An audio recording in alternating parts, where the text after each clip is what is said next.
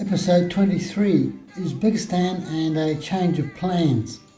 24th of September to the 13th of October. Uzbekistan and the local street markets as I try to sort out local SIM cards and cash in the border town Uchkurgan.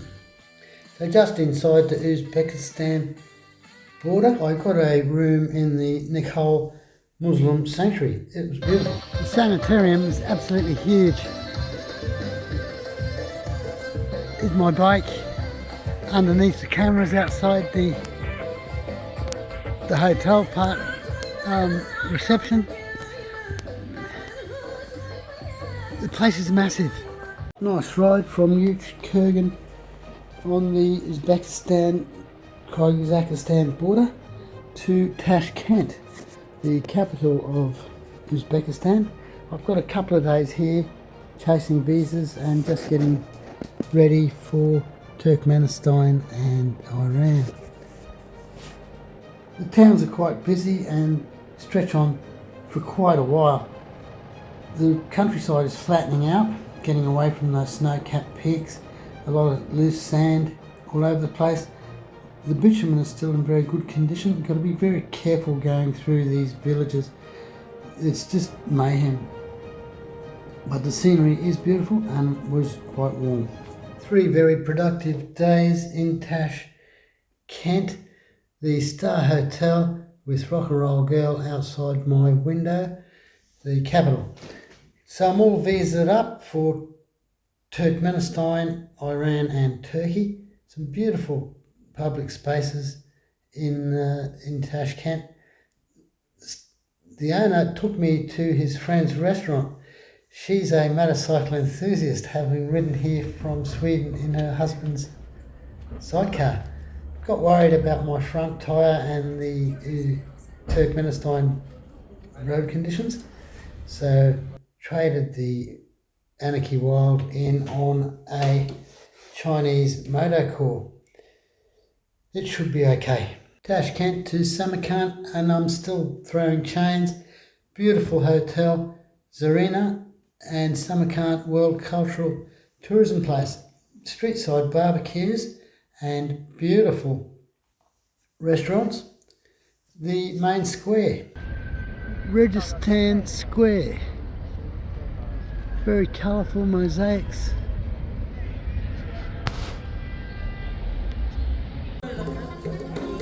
Beautiful mosaics.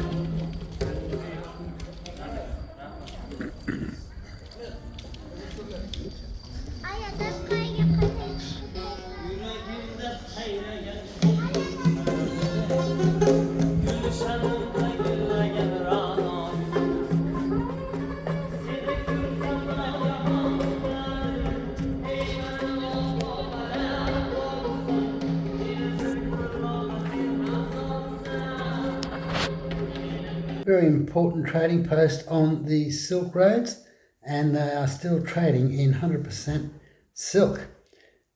Beautiful.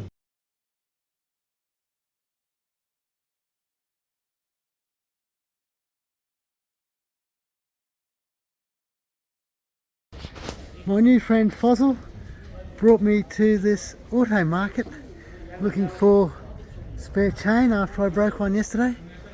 The place is huge. It's like its own little suburb.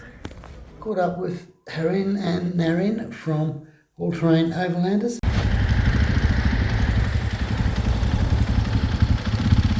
Harin and Narin. See you in Iran. Quick service on the bike. Change the oil and the oil filter. Chased some troubles with my chain outside the Zarina Hotel. Really good spot. Coming into Bukhara after a beautiful riding day. Lovely weather, a bit of a buffeting wind, but warm. No need for thermals today at all. Got here quite late because I had started the morning with a service and checking what I can do about these chains. But this is a very lovely city. It's quite old. It dates well back into the 1300s with the silk trades. And a lot of the old buildings have been restored, and they're still marketplaces trading with silk items and other tourist souvenirs. Beautiful place, very touristy, very narrow streets. Reminds me a little bit of Medina, the silent city in Malta. Narrow streets of the ancient town of Bukhara. Rock and roll girl locked up behind the gates of the Nisa. Nur Niso. Nur Nisa. I forgot your name, sorry. Nur Niso. Nur Nisa. My baby. Nuri Niso. Nur Nisa. My Forgot your baby. name, sorry.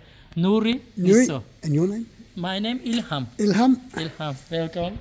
See name Abdul Halim. Abdul. Abdul. Abdul Hali. Abdul Halim. Yes, chef. Yes. Yes. Bukhara. Very old, ancient city on the Silk Road. Definitely tourist town. What was an active, busy marketplace in the 1300s during the days of the Silk Roads still is today. Maybe not carting silk, but certainly carting tourists.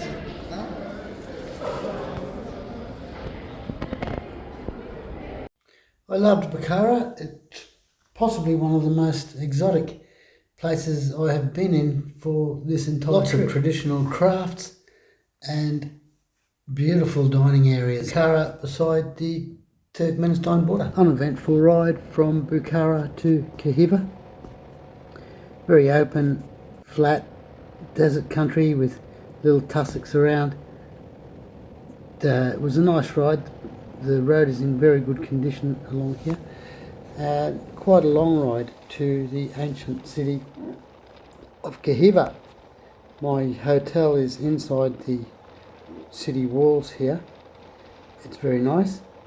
This is the jumping off point for the Turkmenistan tour. Once I go to Turkmenistan, the tour finishes in Ashgabat. I've got no choice other than to ride through Iran, which was my original plan, and I was really looking forward to it. But with Iran lobbing missiles at Israel, I really don't think it's a great time for me to be in there. So I pulled out at breakfast this morning, very last moment. Smart traveller, do not travel. Ancient fortress city Kahiva, built by the son of Noah in the 7th century BC. The ancient silk trading city Kahiva. From the rooftop terrace restaurant and bar. And you are paying tourist prices for the beers here. Beautiful scenery, sunsets, very exotic. I just love this part of the Middle East. Very touristy, tada in a funny hat. And the city walls, which I walked around, some of them are still in a crumbling condition, just mud walls. Some have got clay bricks inside. And just beautiful scenery. The ancient Silk Road city of Kahiva. Very much a tourist town now, but it is beautiful. It really is. After my time in Kahiva, a couple of days is plenty here. Had a lot of tourists, quite a few Aussies, and generally had a good time. With Iran being closed, I've come up with a new plan and making my way to Atkiu and the Azerbaijan ferry.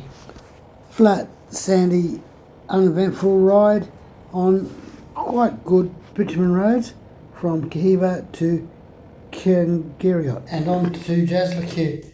Methane mines and fuel strapped to the back of the bike.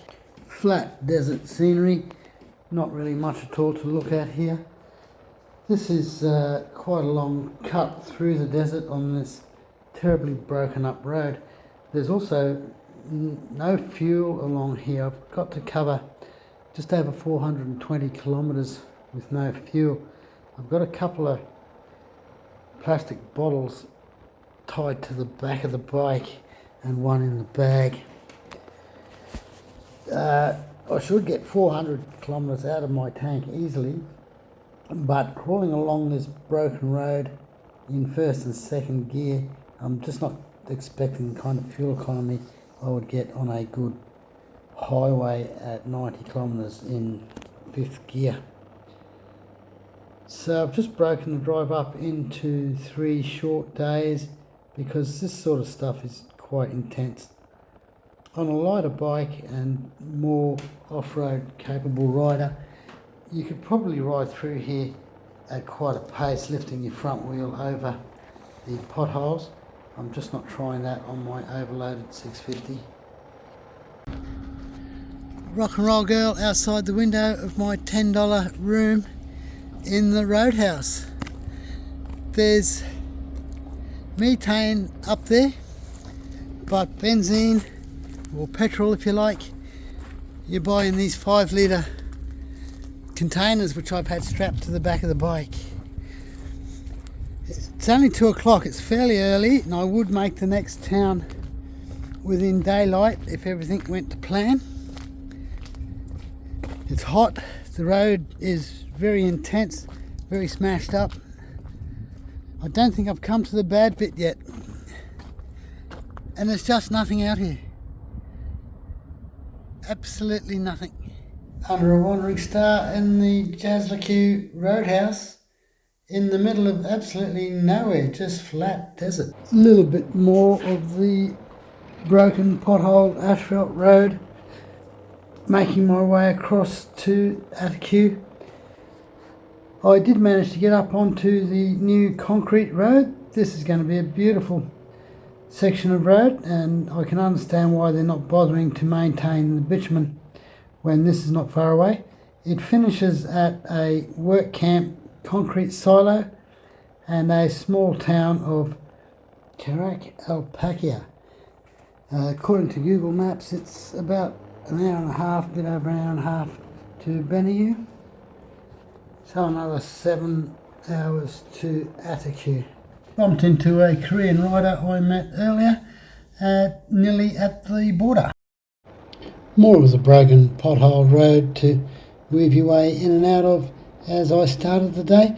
The road improved dramatically as I approached the border, and it was a beautiful ride for the last few kilometres. On the approach to the border town, there was a little hotel there. I would have made that hotel easily last night. There's camels, trucks and sharks all over this main road to the border. The sharks have got a quite ordinary exchange rate. They're in it for profit, but it is easy.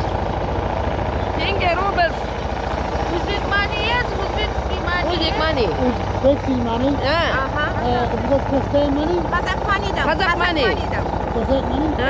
Uzbek money 10. Yeah. Yep. Quite an easy border crossing, really. I sort of felt a bit stressed. I do suffer from border anxiety. Exiting Uzbekistan was very simple, very quick. I did open my bags and the dog had a bit of a sniff around. Entering the Kazakhstan side seemed a bit more complicated because they had to find their English-speaking guide. I pulled up for a coffee. The whole thing only took about an hour and a half. It wasn't as stressful as I thought. The road on the Kazakhstan side is in fantastic condition. The trucks are queued up for miles and miles and miles. Extremely good road, blasted wind with sand in it. Rock and roll girl inside the gates of the Benayou Hotel.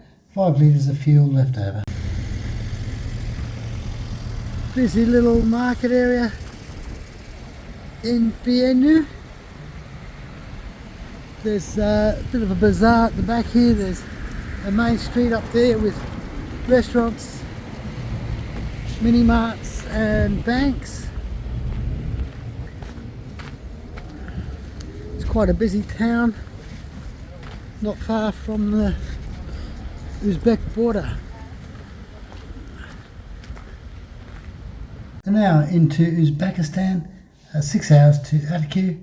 Overnight rain left a few puddles about. Cool windy ride from Beniyu to Aktiyu. I'm here for a couple of days, dropping the bike off. I've got a hotel with a bit of a view of the Caspian Sea. It looks like it's going to be quite a nice city to have a bit of a look around. I've got to drop the bike off tomorrow. It was a good road, very flat. There were a few hills later on, drop down, a little jump up. Other than that, it's just flat, desert. But the road's in perfect condition. Fairly quiet road. It was a good ride. And Aktiyu on the Caspian Sea. I haven't seen the sea or ocean since I left Cambodia. Beautiful couple gave me free coffee. Sunset from my room. Rock and roll girl getting some love and care, and nice and shiny, ready for drop off. Nightlife around the ocean front, just in front of my room there. They do have a big amusement area, but not used much during the week. Statues in the parks, and the ocean front just outside my room. The lighthouse is in the middle of town with these home units. Ta-da! On the cliffs of the Caspian Sea. Lots of caveman stuff. Some of the carvings we saw earlier in Kazakhstan may have been Kyrgyzstan. Beautiful walkway along the riverfront, and you can see the lighthouse there. I met this beautiful couple from Slovakia. Thank you. Rock and roll girls dropped off at the port. Constantino or Tino and I teamed up for the shipping and flying to Azerbaijan. Goodbye Kazakhstan, it's been fun.